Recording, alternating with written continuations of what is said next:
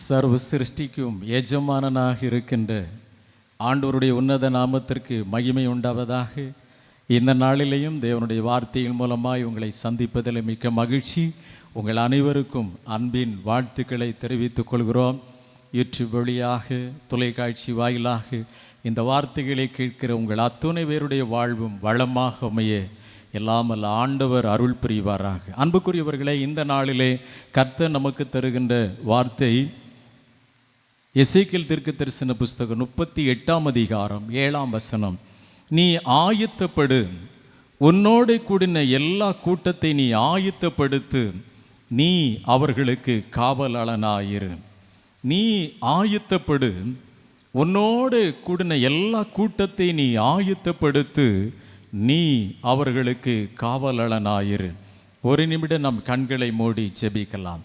எங்கள் அன்பின் பரலோக பிதாவே, எசேக்கியேல் தீர்க்கதரிசியின் மூலமாக தேவ ஜனங்களுக்கு ஆண்டவர் கொடுத்த இந்த அருமையான வார்த்தைக்காக நன்றி சொல்லுகின்றோம். வாழ்க்கையிலே சிறைப்பட்டு போய், நொந்து போய், தோற்று போன நிலைமையிலே ஜனங்களுக்கு ஒரு விழிப்பின் சத்தத்தை ஆண்டவர் கொடுக்கின்றேன். இந்த வார்த்தைகள் இந்த நாளில் எங்கள் வாழ்க்கையை உயிர்ப்பிக்கட்டும். நாங்களும் கிறிஸ்துவுக்காக சேனைகளாய் எழும்பி உம் வருகைக்கென்று ஆயத்தமுள்ளவர்களாய் திகழ அருட்சை. அடியனை மறைத்து கொள்ளும். இந்த வார்த்தைகளை கேட்கிற ஒவ்வொருவரும் தங்களை ஆயத்தப்படுத்தி கொள்ளட்டும். மணவாளன் இயேசுவின் வருகைக்கென்று தங்களை ஆயத்தப்படுத்தி கொள்ளட்டும். எங்களோடு கூட இருக்கிற திரள் கூட்டமான ஜனங்களை ஆயத்தப்படுத்துகின்ற பணியிலே எங்களை பயன்படுத்தும். தேசத்திற்காக திறப்பிலே நிற்கின்ற பணியிலே எங்களை பயன்படுத்தும். நீர் பேசும் நாங்கள் கேட்கிறோம். இயேசு இரட்சகர் நாமத்தில் ஜெபிக்கிறோம் பிதாவே, ஆமென். அன்புக்குரியவர்களே, இந்த வார்த்தைகளுக்கு ஏற்ற ஒரு பாடல், ஆண்டவராக இயேசு கிறிஸ்துவனுடைய வருகை குறித்த ஒரு பாடலை பாடி கர்த்தருடைய வார்த்தைக்கு நேராய் கடந்து செல்லலாம். மணவாளன் கர்த்தர் இயேசு வருகின்றாரே, மணவாட்டி சந்திக்க ஆயத்தந்தானா. மணவாளன் கர்த்தர் இயேசு வருகின்றாரே, மணவாட்டி சந்திக்க ஆயத்தந்தானா. என் பிரியமே நீ ரூபவதி, எழுந்து வா உன் நேசரை சந்திக்கவே. என் பிரியமே நீ ரூபவதி, எழுந்து வா உன் நேசரை சந்திக்கவே. மணவாளன் கர்த்தர் இயேசு வருகின்றாரே, மணவாட்டி சந்திக்க ஆயத்தந்தானா.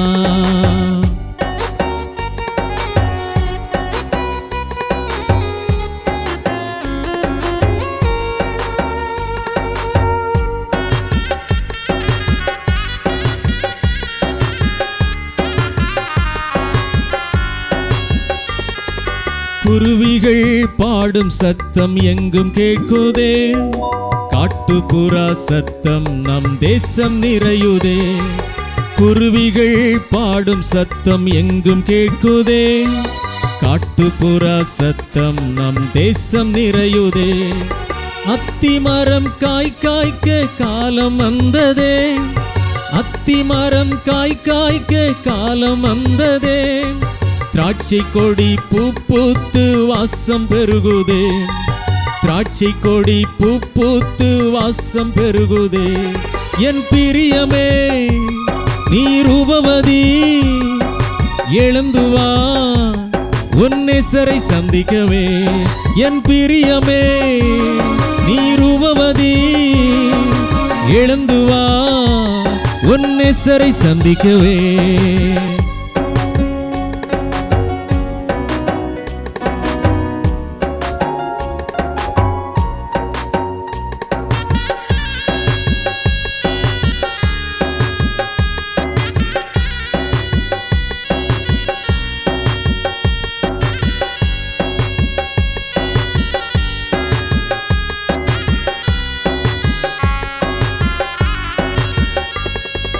சாரோனின் ரோஜாவாம் கர்த்தர் இயேசு, பள்ளத்தாக்கின் லீலியாம் பரமன் இயேசு. சாரோனின் ரோஜாவாம் கர்த்தர் இயேசு, பள்ளத்தாக்கின் லீலியாம் பரமன் இயேசு. தாகம் தீர்க்கும் ஜீவநதி கர்த்தர் இயேசு, தாகம் தீர்க்கும் ஜீவநதி கர்த்தர் இயேசு, பாவம் போக்கும் பரிகாரி பரமன் இயேசு, பாவம் போக்கும் பரிகாரி பரமன் இயேசு. என் பிரியமே நீ ரூபவதி, எழுந்து வா உன் நேசரை சந்திக்கவே. என் பிரியமே நீ ரூபவதி, எழுந்து வா உன் நேசரை சந்திக்கவே. மணவாளன் கர்த்தர் இயேசு வருகின்றாரே, மணவாட்டி சந்திக்க ஆயத்தம்தானா? மணவாளன் கர்த்தர் இயேசு வருகின்றாரே, மணவாட்டி சந்திக்க ஆயத்தம்தானா? ஹல்லேலூயா. அன்புக்குரியவர்களே, இங்கே எசேக்கியேல் தீர்க்கதரிசியின் மூலமாய் ஆண்டவர் சொல்லுகிறார், தம்முடைய ஜனங்களுக்கு ஒரு வெளிப்பான சத்தத்தை கொடுக்கிறார். இந்த வசனத்தில் சொல்லுகிறார், நீ ஆயத்தப்படு, உன்னோடு கூடின எல்லா கூட்டத்தை நீ ஆயத்தப்படுத்து, நீ அவர்களுக்கு காவலாளனாயிரு, ஜாமக்காரனாயிரு என்கிற ஒரு வார்த்தையை கொடுக்கின்றார். முதலாவது அவர்களுக்கு கொடுக்கப்பட்ட வார்த்தை, நீ ஆயத்தப்பட வேண்டும். அன்புக்குரியவர்களே, எதற்காக ஆயத்தப்பட வேண்டும்? ஆமோஸ் 4:12 சொல்லுகிறது, உன் தேவனை சந்திக்கும்படி நீ ஆயத்தப்படு. இந்த ஆயத்தம் என்கிற இந்த வார்த்தை மிக முக்கியமான ஒன்று. இந்த சமூகத்தில் வாழ்கின்ற நாம் எந்த ஒரு காரியத்தையும் திறம்பட செய்வதற்கு, வாழ்க்கையிலே வெற்றி சூழ்வதற்கு தேவையான ஒன்று ஆயத்தம். ஒருவேளை எவ்வளவு திறமைகள் தாளந்துகள் மிக்கவர்களாய் நாம் இருந்தாலும் ஆயத்தம் இல்லாமல் எதையும் நாம் சாதிக்க முடியாது. எந்த ஒரு காரியத்திலும் வெற்றியை நம்முடைய வாழ்க்கையில சொந்தமாக்கி கொள்ள முடியாது. படிக்கின்ற பிள்ளைகளை பாருங்கள், அரசு தேர்வு எழுத போகின்ற பிள்ளைகள் எத்தனை நாட்களாக பாடங்களை அவர்கள் ஆயத்தம் செய்கின்றார்கள். அரசு நடத்துகின்ற போட்டி தேர்வு, பலவிதமான குரூப் எக்ஸாம்ஸ், வேலை எப்படியாவது நான் சாதிக்கணும், எப்படியாவது ஒரு அரசு வேலையை நான் பெற்றுக்கொள்ளணும் என்று சொல்லி ராப்பகலாக எந்தெந்த புக்கை கலெக்ட் பண்ண முடியுமோ கலெக்ட் பண்ணி அவங்க ராப்பகலாக ஆயத்தம் பண்ணாதான் குறிக்கப்பட்ட அந்த தேர்விலே வெற்றியை பெற்றுக்கொள்ள முடியும். ஏனென்றால் சில வேலை ஆட்களுக்கு அநேகர் அந்த வேலைக்கு அட்டென்ட் பண்ணுறாங்க. 1000 வேக்கன்சின்னா 10 லட்சம் பேர் அதில் எழுதுகிறாங்க. ஸோ அதில் சரியாய் தங்களை ஆயத்தப்படுத்தி கொள்ளுகிறவர்கள் வெற்றியை சுதந்திரித்து கொள்ள முடியும். பல்வேறு போட்டிகளில், அதாவது ஸ்போர்ட்ஸில் தேசிய அளவில் நடைபெறுகின்ற பல்வேறு போட்டிகள், அது கிரிக்கெட் விளையாட்டாக இருக்கட்டும், காக்கி எந்த விளையாட்டாக இருக்கட்டும், அவர்கள் எவ்வளவு திறமை மிக்கவர்களாக இருந்தாலும் பல நாட்கள் அதற்காக முயற்சிக்கின்றார்கள், பயிற்சி எடுக்கின்றார்கள், தங்கள் சரீரத்தை வலிமையுள்ளதாக ஆயத்தப்படுத்தி கொள்ளுகின்றார்கள். ஆக எந்த ஒரு காரியத்தையும் திறம்பட செய்வதற்கு, நிறைவாய் செய்வதற்கு ஆயத்தம் ரொம்ப முக்கியம். எதிலையும் ஆயத்தம் இல்லாமல் நம்ம சாதிக்க முடியாது. என் அன்பு தேவனுடைய பிள்ளைகளே, ஆண்டவரை சந்திக்க ஆயத்தப்பட வேண்டும். Prepare to meet your God. ஆண்டவரை சந்திப்பதற்கு நமக்கு ஆயத்தம் தேவை. பைபிளிலே நாம் படிக்கும்போது மத்தேயு 24ஆம் அதிகாரம் 44ஆம் வசனம் சொல்லுகிறது, உங்கள் ஆண்டவர் இன்ன நாளிகையில் வருவார் என்று நீங்கள் அறியாதிருக்கிறபடியால் ஆயத்தமாயிருங்கள். இந்த ஆயத்தமாயிருங்கள், விழிப்பாயிருங்கள் என்கிற வார்த்தையை நம் அருமைநாதர் இயேசு வேதாகமத்திலே அநேக இடங்களிலே சொல்லுகின்றார். விழிப்பாயிருங்கள், ஆயத்தமாயிருங்கள், எச்சரிக்கையாயிருங்கள். ஏனென்றால் நாம் ஏன் ஆயத்தப்பட வேண்டும் என்று சொன்னால், நம்முடைய ஆண்டவராகிய தேவன் நமக்காக ஒரு நித்திய ராஜ்யத்தை அவர் ஆயத்தம் பண்ண சென்றிருக்கின்றார். யோவான் எழுதின சுவிசேஷம் 14ஆம் அதிகாரத்தில் ஆண்டவர் சொல்லுகிறார், உங்களுக்காக ஒரு ஸ்தலத்தை நான் ஆயத்தம் பண்ண போகிறேன். நான் போய் உங்களுக்காக அந்த ஸ்தலத்தை ஆயத்தம் பண்ணின பின்பு நான் இருக்கிற இடத்திலே நீங்களும் இருக்கும்படி நான் மறுபடியும் வந்து உங்களை என்னிடத்திலே சேர்த்து கொள்வேன். ஹல்லேலூயா. அன்புக்குரியவர்களே, பரலோகம் ஆயத்தமாக்கப்பட்ட இடம். ரட்சிக்கப்பட்டு ஆட்டுக்குட்டியானவருடைய இரத்தத்தினால் தங்கள் வஸ்திரங்களை தோய்த்து வெளுத்தவர்கள், ரட்சிப்பென்கிற வஸ்திரத்தை உடுத்தி கொண்டவர்கள், பரிசுத்த ஆவியின் வல்லமையால் நிரப்பப்பட்டவர்கள், தங்கள் வாழ்க்கையை பரிசுத்தமாய் காத்து கொண்டவர்கள், மறுபடியும் பிறந்து தங்களை ஆயத்தப்படுத்தினவர்கள், ஆயத்தமாக்கி கொண்டவர்கள் தான் அந்த ஆயத்தமாக்கப்பட்ட இடத்தை நாம் சுதந்தரித்துக் கொள்ள முடியும். ஏன் ஆயத்தப்பட வேண்டும்?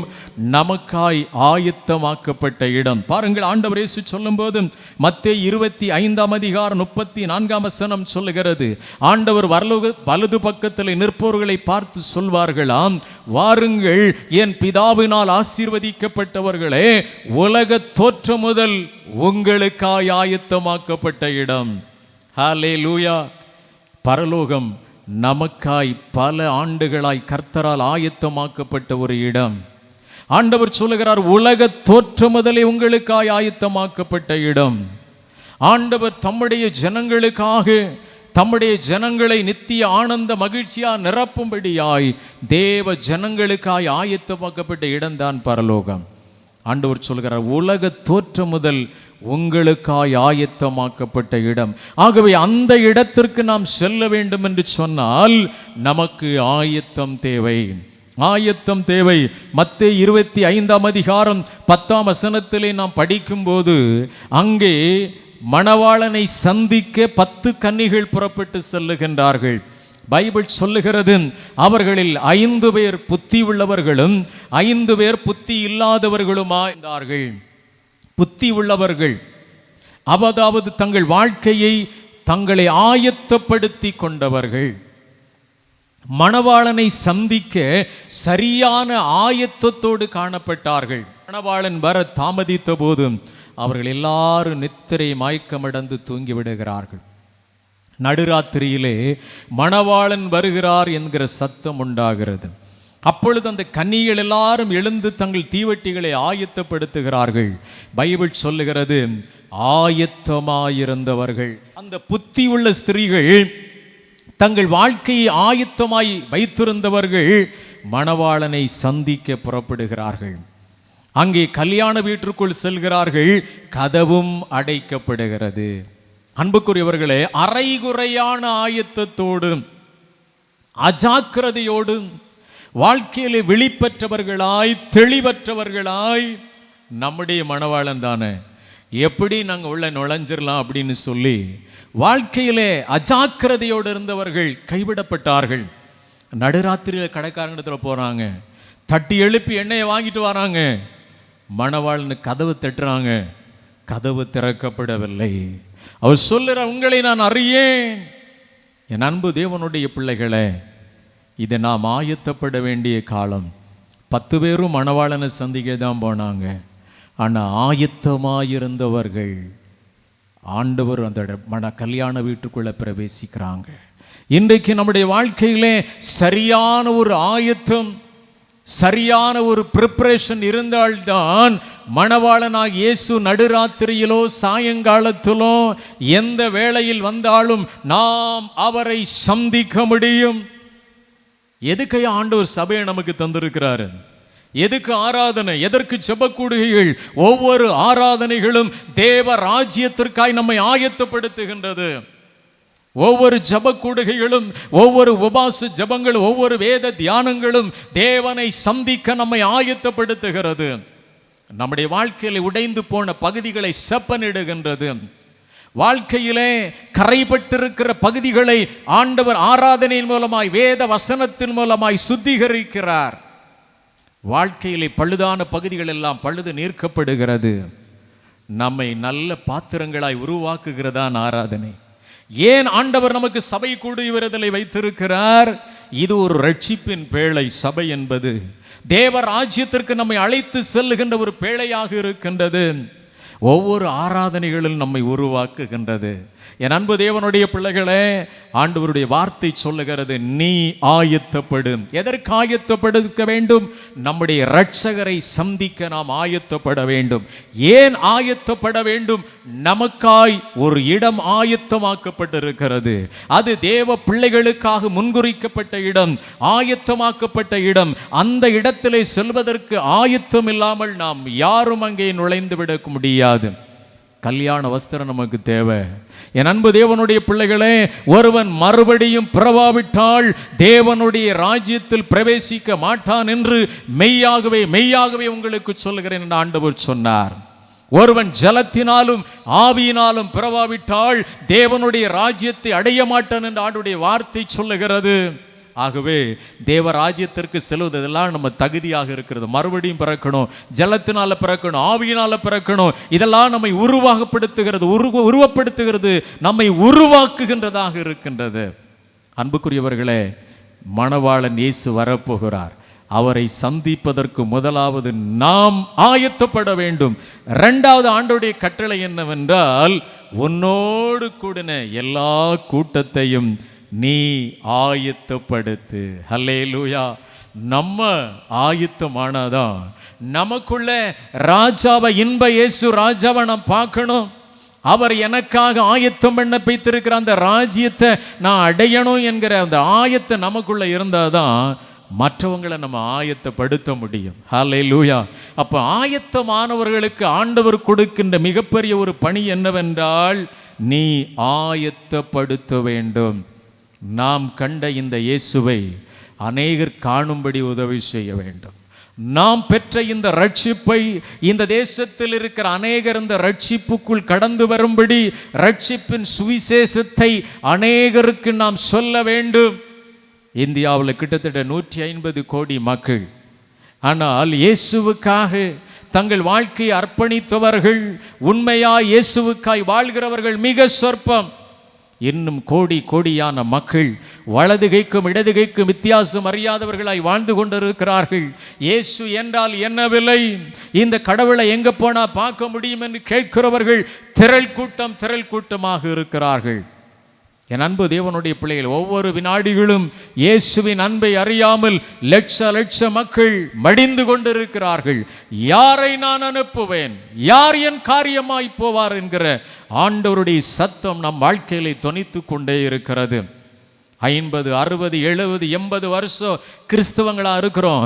எத்தனை ஆத்துமாக்கள் ஆண்டவருக்கு ஆதாயம் பண்ணி இருக்கிறோம். எத்தனை பேருக்கு இந்த இயேசுவின் சுவிசேஷத்தை நம்ம சொல்லி இருக்கிறோம். எத்தனை பேருக்கு இந்த வேதத்தின் மகத்துவங்களை சொல்லி கொடுத்திருக்கிறோம். எத்தனை பேருக்கு பைபிளை வாங்கி இயேசு உங்களை நேசிக்கிறார் என்று கொடுத்திருக்கிறோம். நான் எனது குடும்பம் என்கிற குறுகிய வட்டத்தை விட்டு வெளியே வாருங்கள். விளைந்த நிலம் ஏராளம், அறுவடைக்கு ஆயத்தமாக இருக்கிறது. எழும்புவோம், ஆண்டவருக்காய் புறப்படுவோம், ஆயத்தப்படுத்துவோம். மக்கள் இருளின் ஆதிக்கத்தில் இருக்கிறார்கள். என் அன்பு தேவனுடைய பிள்ளைகளே, இது மனம் திரும்ப வேண்டிய காலம். இது நாம் நற்செய்தி அறிவிக்க வேண்டிய காலம். இது நாம் சுவிசேஷம் சொல்ல வேண்டிய காலம். இது நாம் மௌனமாய் இருக்க வேண்டிய காலம் அல்ல. மொர்தெகாய் சொல்லுகிறார் எஸ்தரை பார்த்து, இந்த காலத்திலே நீ மௌனமாய் இருந்தால் யூதருக்கு சகாயமும் ரட்சிப்பும் வேறு வழியாய் கடந்து வரும். என் அன்பு தேவனுடைய பிள்ளைகளே, இது நாம் ரட்சிப்பின் சுவிசேஷத்தை சொல்ல வேண்டிய நாட்கள். எத்தனை நாட்கள், எத்தனை ஆண்டுகள் இந்த இயேசுவின் அன்பை நாம் சொல்லாமல் எப்படி இருப்பது? எப்படி இருக்கிறோம்? நம்ம கிராமத்தில் எத்தனை பேர் இன்னும் ஆண்டவருக்கு அன்பு அறியாமல் இருக்கிறாங்க.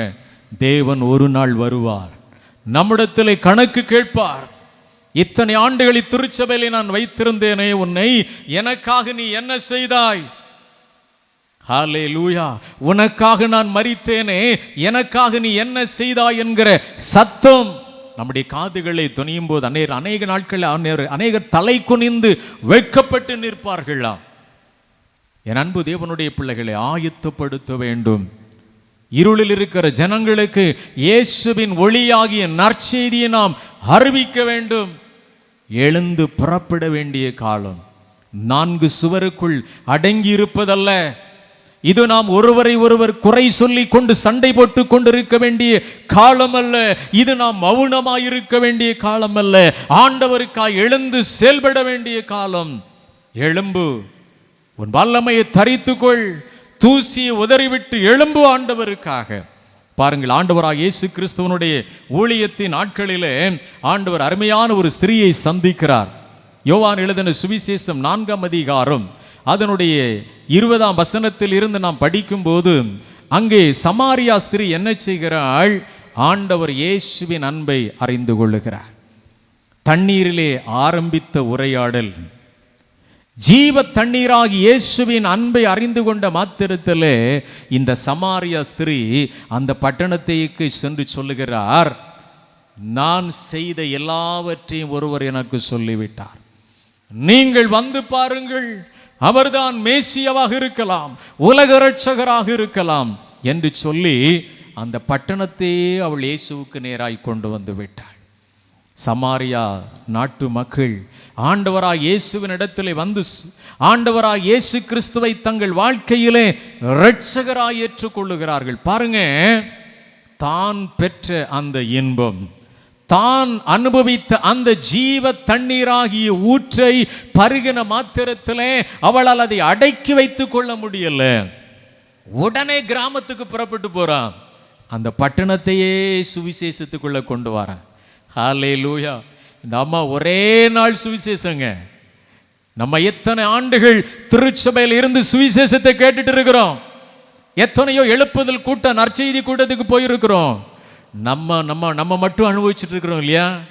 இந்த அம்மா ஒரே நாள் சுவிசேஷத்தில் ஒரு பட்டணத்தையே கலக்கிட்டாங்க, இயேசுக்கு நேராக கொண்டு வந்துட்டாங்க.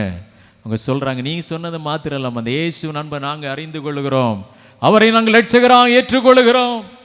என் அன்பு தேவனுடைய பிள்ளைகளே, இந்த அம்மா தன்னை ஆயத்தப்படுத்துறாங்க, இந்த பட்டணத்தை ஆண்டவருக்கு என்று ஆயத்தப்படுத்துறாங்க. ஒரு பாவியான ஸ்திரீ தான், ஆண்டவருடைய அன்பை விட்டு தூரம் போன அந்த அம்மா இயேசுவின் அன்பிற்குள் கடந்து வந்த மாத்திரத்திலே அந்த ரட்சிப்பின் சந்தோஷத்தை அடக்கி வைக்க முடியல. அந்த பட்டணத்தை இயேசு கொண்டு வரா. பவுல பாருங்க, தமஸ்கு ரோட்டில் சந்திக்கப்படுறாரு. பைபிள் சொல்லுகிறது, அப்போஸ்தலர் 9ஆம் அதிகாரத்தில் கால தாமதமின்றி எந்தெந்த சபையை துன்பப்படுத்தினாரோ, எந்தெந்த சபையை உபத்திரப்படுத்தினாரோ அங்க போய் சொல்றாரு, இந்த இயேசுவே மெய்யான ஆண்டவர், அவரே உயிர்த்தெழுந்த இரட்சகர். பட்டணங்கள் தோறும் கிராமங்கள் தோறும் போய் ஆண்டுடைய பணியை எவ்வளவு அருமையா செய்றாங்க. எத்தனை திருச்சபைகள், எத்தனை ஊழியக்காரர்களை உருவாக்குறாங்க கால தாமதமின்றி.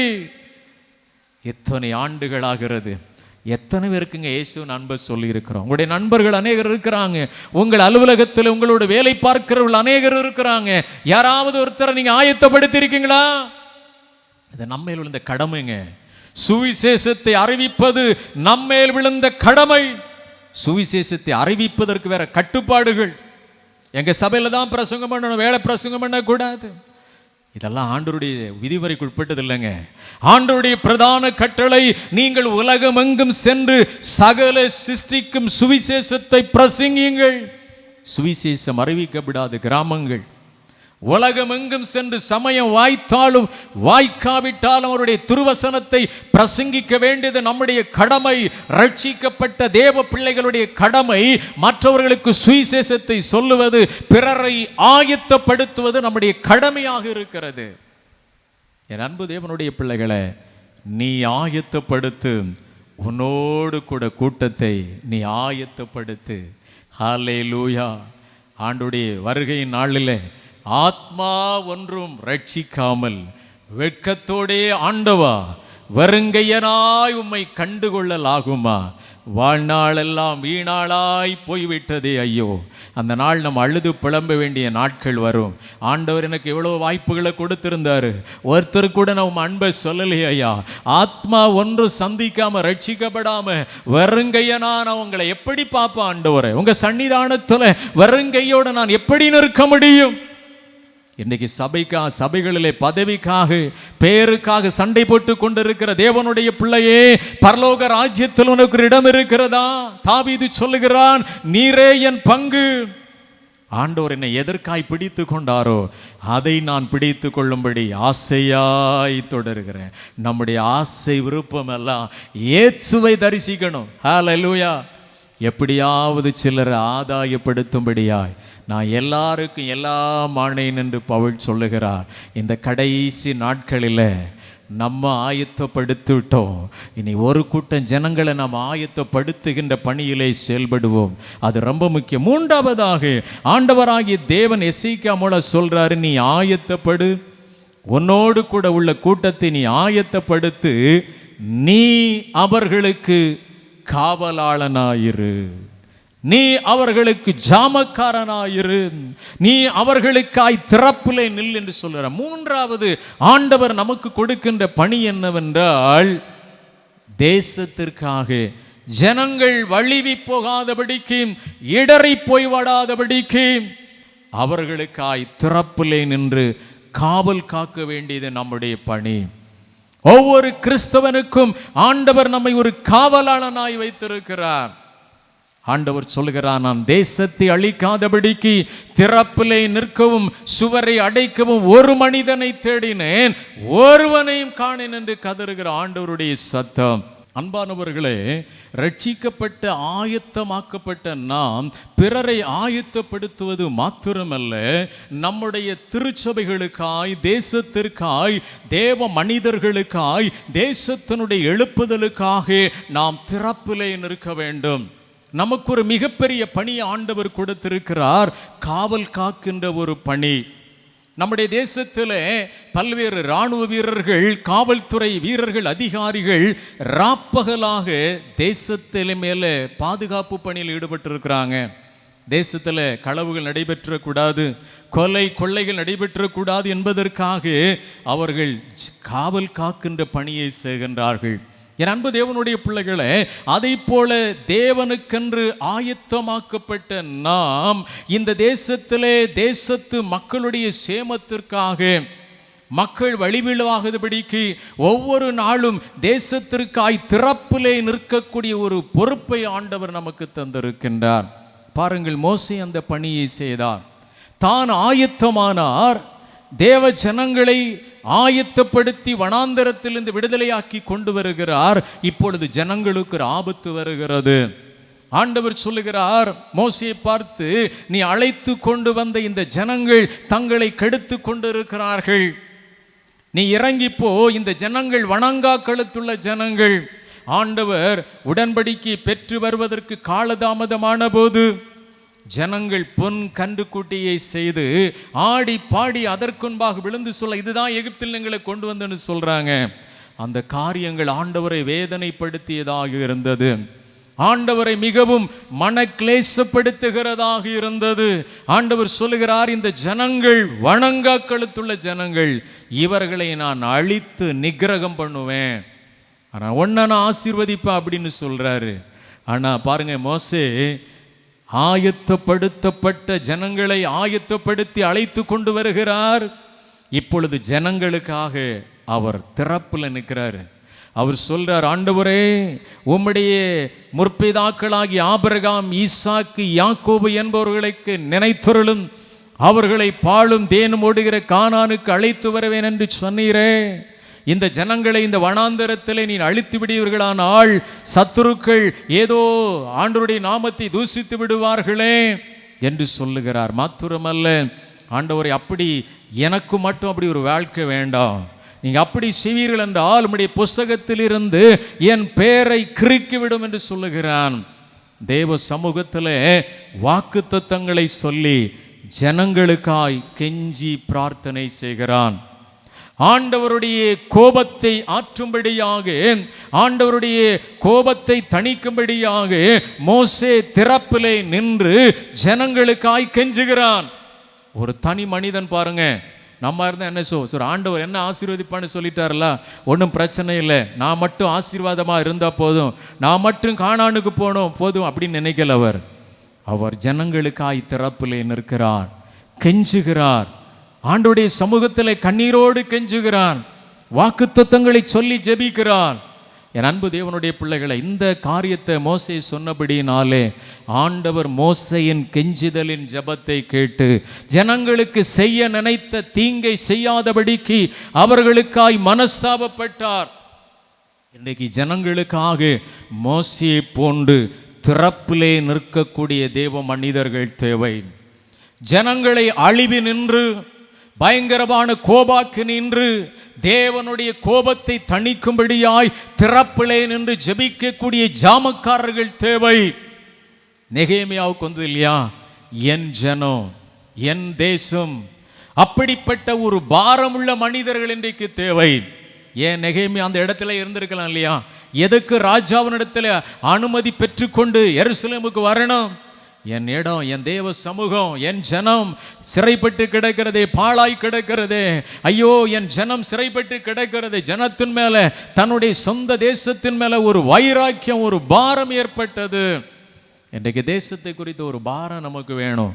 இந்த தேசத்தில் கர்த்தர் நம்ம காவல் காக்கின்ற ஒரு பணிகாரனா நம்ம வச்சிருக்கிறாரு. யாரும் இடறி போயிடக்கூடாது, ஆண்டவருடைய அன்பை விட்டு தூரம் போயிடக்கூடாது. அவர்களுக்காய் நாம் திறப்பிலே நிற்க வேண்டும். எஸ்தர் சொல்கிறார் இல்லையா, என் ஜனத்துக்கு வருகிற அழிவை, என் குலத்துக்கு வருகின்ற பொல்லாப்பை நான் எப்படியா தாங்கி கொள்ள முடியும்? என் ஜனத்திற்காக, என் தேசத்திற்காக நான் செத்தாலும் சாகிறேன். துணிகரமாய் சொல்லுகிறார்.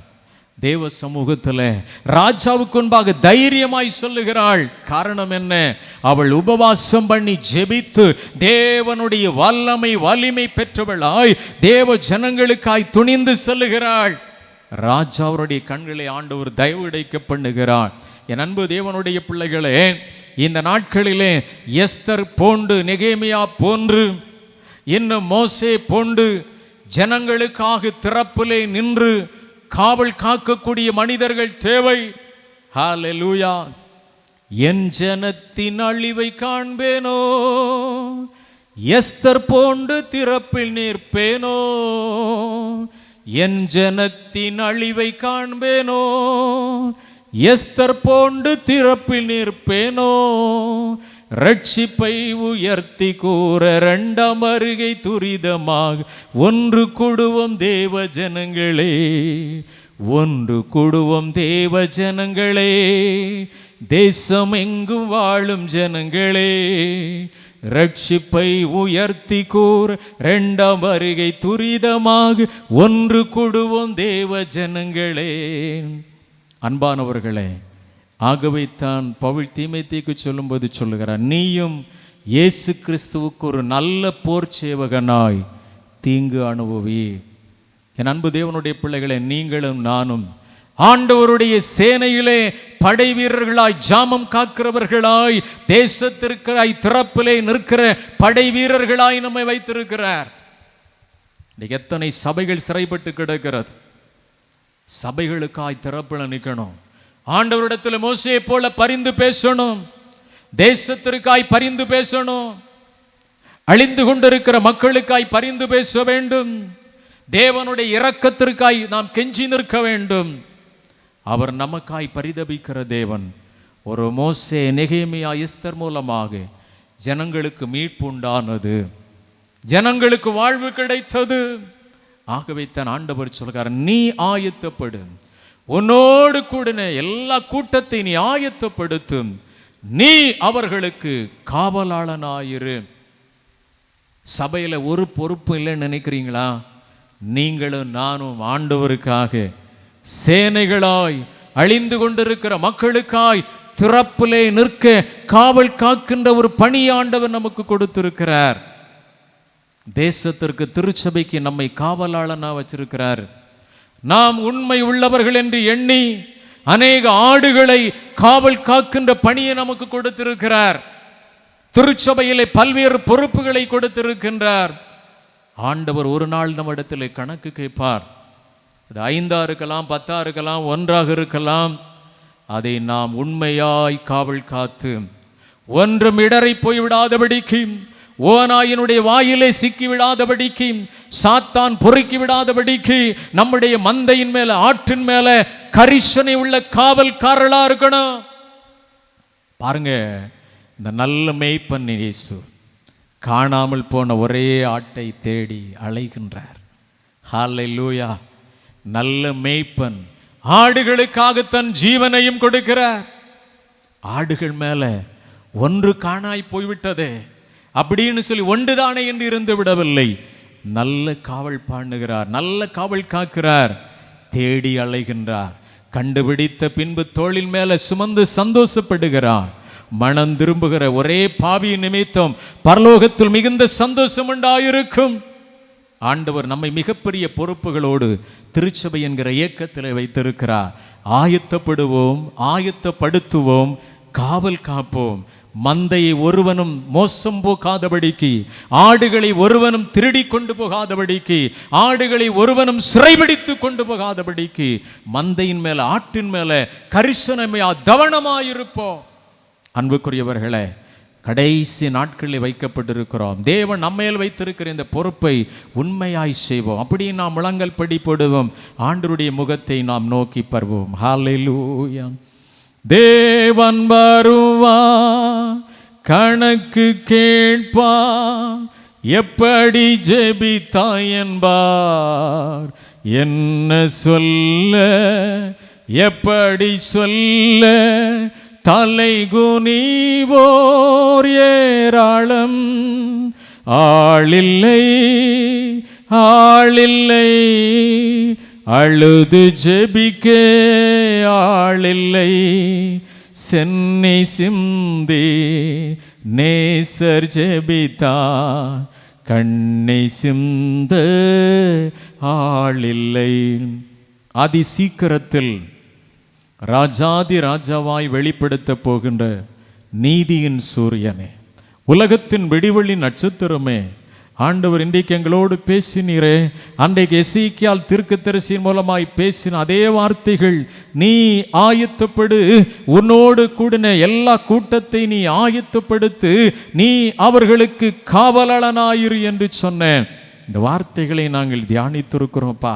இன்னும் எங்கள் வாழ்க்கையில் உம்மை சந்திக்கும்படியாக, உம்முடைய ராஜ்யத்தை சுதந்திரித்து கொள்ளும்படியான ஆயத்தம் எங்கள் வாழ்க்கையில் இல்லை என்றால், எங்கள் வாழ்க்கையை எங்களை தகுதிப்படுத்தும்படியாய் அர்ப்பணிக்கின்றோம். எங்களை ஆயத்தப்படுத்தி எங்களை ஒப்பு கொடுக்கிறோம் ஐயா. புத்தியுள்ள கன்னிகளைப் போல மணவாளன் எந்த வேளையில் எங்களை சந்தித்தாலும், அல்லது மரணம் எங்களை நினையாத வேளையில் சந்தித்தாலும், நாங்கள் உம்மை சந்திக்க ஆயத்தம் உள்ளவர்களாய்த்துகள அருட்சை. நாங்கள் ஆயத்தமாக எங்களோடு கூட இருக்கிற திரள் கூட்டத்தை உமக்கென்று ஆயத்தப்படுத்த அருட்செய்யும். ஆண்டவரே, இந்த தேசம் சீர்கட்டு போகிறது. மக்கள் சாத்தானால் சிறைப்பட்டு பிடிக்கப்பட்டு கொண்டு போகப்படுகிறார்கள்.